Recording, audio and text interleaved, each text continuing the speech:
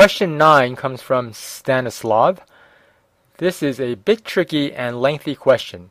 Have you heard of a hypothesis that the Earth poles perform a shift from time to time? Last time the North Pole was around the Great Lakes in the USA. And that periodicity.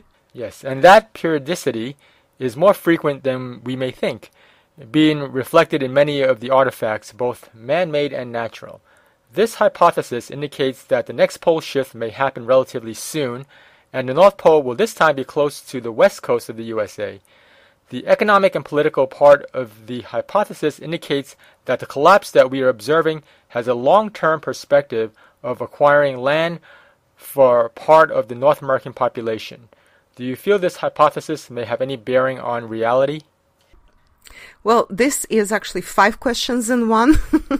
I would say, but Stanislav Nemo is one of our biggest contributors and supporters. He's a Future Strandcast contributor, and I don't mind answering his question at all. I'll do what I can here, and we can do more in the future Q&A webinar, perhaps. So, yes, there is this hypothesis, and there are different tacks, different slants on this hypothesis. Some people believe one thing and other people believe something different. We have an ongoing North Pole, South Pole shift. It is already happening somewhat. We are seeing some results of the shift, but it is a very long process. It happens more frequently than people think. Possibly. I'm going to respond to this section of the question first. Let me refer you for one brief moment to my novel, The Earth Shift. I wrote it before I started doing geopolitics and before I had Future Strandcast. That was 2012. And over there, of course, in fictional form, I kind of sort of sent a warning to mankind. It was kind of half prediction, half warning. Humans, if you do not reform, then the comet of karma is coming. There's also that kind of theory that once in a while the comet of karma might come. That's what the ancients believed. And it may completely reset the clock on the planet. Incidentally, we know that the dinosaurs died down because of the comet or comets hitting the Earth and destroying that dinosaur civilization. We call them dinosaurs, but I call them dragons. That was the dragon civilization, and it was a lot more advanced than any humans think. And I will have a webinar, and I will probably have a book about that. Part of the book will be dedicated to that advanced dragon civilization. I know I just dropped a bomb out of the blue on you. Well, you might want to mull it over, but this is like advanced kind of thing for you right now. And it's unrelated to this, but I thought I'd mention it because it kind of plays into the full picture. So, when the poles shift, is this a natural thing for the planet? Or is this a deliberate reset of the clock when civilization, any civilization, pay attention here, because this human civilization is not the first one and not the last one. Okay? And if this civilization does not clean up its karma, as we discussed in previous questions and answers, does not increase its consciousness to the level that is sustainable to live on the planet, then does that mean that that's when the clock resets? Does that mean that that's why the periods work and how poles might shift? Does that mean that's how it changes? I will say yes, multidimensionally, absolutely. From the 3D physical perspective, you may think that there are cycles to it. No, these are not cycles. They actually may occur as needed. Cycles could be, it could be seen as cycles from the perspective of 3D. Oh, look, poles are shifting again. Poles might be shifting because it's a warning for mankind. Reform or else. There are too many of you are behaving horribly towards the planet. It's time to clean up this mess.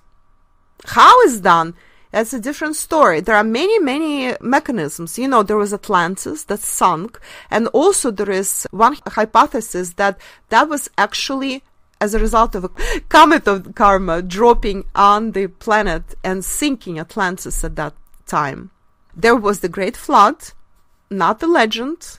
That really did happen. Incidentally, that was the Black Sea. Black Sea was formed as a result of the Great Flood. Very few people know about this because people forget their roots. They live in greed. They live in wrong ideas about how life should be. They become too physical. They forgot their spirit, forget their consciousness. They don't work on themselves and on growing spiritually and consciousness-wise. That's when it has to be reminded. It can be a partial reset. It can be a full reset, such as the civilization of dinosaurs that stopped existing. And from this perspective, Stanislav asks us about the economic and political part and whether there is a land that is quietly being acquired to transfer part of the North American population. From the 3D perspective, anybody can acquire whatever they want, anywhere they want. But from the multidimensional perspective, you cannot avoid your karma. If you're meant to survive because you actually sort of like designated for survival, but you incarnate with that idea. Those who are not meant to survive will not survive. So that's from this perspective, but I'll tell you another perspective. I don't know if Stanislav is referring to that specific thing, but remember I mentioned ESR 1 is put in part of NWO, and that in that first Earthshift report of my whole Earthshift report series, we are now up to 18. In that very first Earthshift report, I talked about Astana, Kazakhstan, and how some thought that Astana, Kazakhstan was the new NWO headquarters, where all kinds of like NWO functionaries and related structures would be eventually transferred, because there's so much land in Kazakhstan, and they built up Astana for that. Of course, it's a laughable theory, which after I explained how silly it was, it actually went away and nobody talks about it anymore. But the thing is that this is what probably Stanislav is referring to. And I can assure you, again, anybody can be buying whatever land. What is supposed to happen will happen. And the only way to change this situation is for humanity to open eyes, learn their lessons, and actually change the consciousness shift, Earth shift, into better, higher consciousness reality. This is what I'm working at. This is my mission in this lifetime, to try to help people open their eyes, to explain things, to tell them the truth, to reveal these higher dimensional things, and to facilitate ultimately the great Earth shift. This is what we're working on. So we're back to where we started. The same thing, great Earth shift.